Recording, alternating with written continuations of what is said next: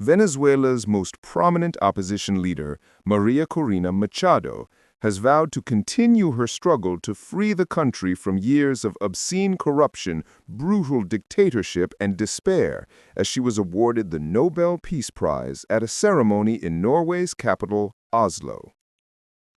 Venezuela Nobel Peace Prize winner misses ceremony, but vows to continue struggle. Daughter delivers speech, with Nobel Institute saying Maria Corina Machado still expected in Oslo after a journey of extreme danger. The 58-year-old conservative has lived in hiding in Venezuela since its authoritarian leader, Nicolás Maduro, was accused of stealing the 2024 presidential election from her political movement.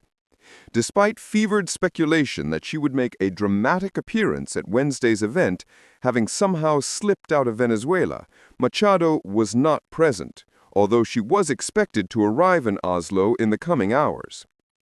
In an audio message released by her team, the activist thanked those who had risked their lives to get her out of Venezuela, and confirmed, "I'm on my way. I'll see you very soon." It was not immediately clear how Machado had managed to escape Venezuela, but the Wall Street Journal, citing U.S. officials, reported that she had secretly traveled by boat to the Caribbean island of Curaçao.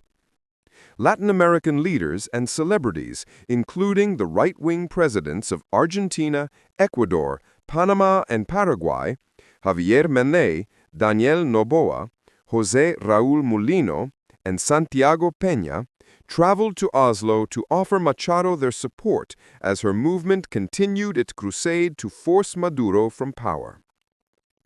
Also present was Edmundo González, the 76-year-old diplomat who filled Machado's shoes in last year's election, after she was banned from running, and is widely believed to have won.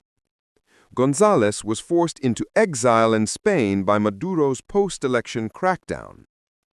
The Venezuelan pianist and activist Gabriela Montero flew to Norway to perform at Wednesday's ceremony inside the red-brick Oslo City Hall. Montero said Machado had asked her to play Mi Querencia, My Haven, a song by the Venezuelan composer Simón Díaz that the pianist believed spoke to the exodus of more than 8 million people who have fled economic hardship and repression in Venezuela since Maduro took power in 2013.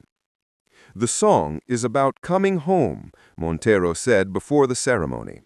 That has been Maria Corina's mantra all these years, that we will all be able to return home and that families will come together and the country will rebuild with that enormous diaspora that has spread through the world for so many years. Montero paid tribute to a politician she called the most courageous, resilient woman that I know. Maria Corina never abandoned the fight despite her enormous personal sacrifices.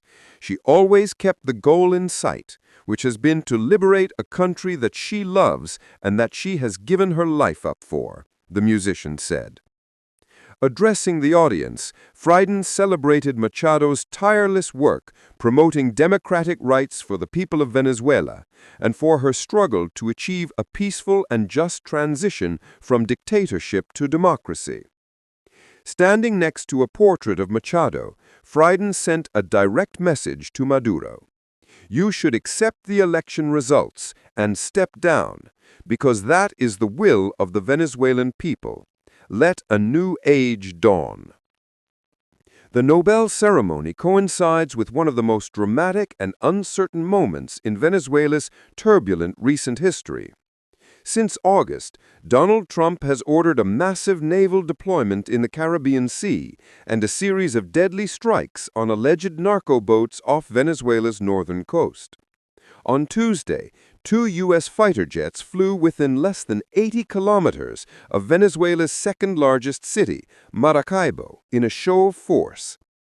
While the official justification for the military buildup is Trump's war on drugs, most analysts and diplomats believe his fundamental goal is to topple Maduro by sparking a military uprising. Trump tried, but failed, to remove Maduro during his first term in the White House with a maximum pressure campaign of sanctions and military threats. His days are numbered, Trump told Politico this week. Although allies, including the now Secretary of State Marco Rubio, made almost identical claims during the 2019 attempt to unseat Maduro and were wrong. Speaking to Politico, Trump refused to rule out a ground invasion of Venezuela, although few expect that to happen. Still, some observers fear bloodshed if Trump intensifies his military campaign, possibly by launching strikes against land targets within Venezuela.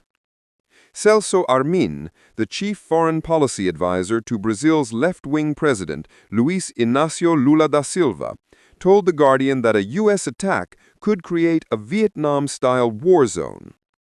Other observers remember the chaos unleashed by the U.S.-led invasion of Iraq in 2003 to overthrow Saddam Hussein, or the 2011 NATO airstrikes that helped bring down Muammar Gaddafi. Montero rejected such comparisons. They tried to compare it to other regime changes in history, and it's nothing like anything else that we have ever seen, the pianist said. We have marched, we have voted, we have protested against Maduro. We've done everything to free ourselves of this terrible, terrible chapter of our history, and it's very frustrating when we encounter public opinion that doesn't understand what has happened to us and what we are up against.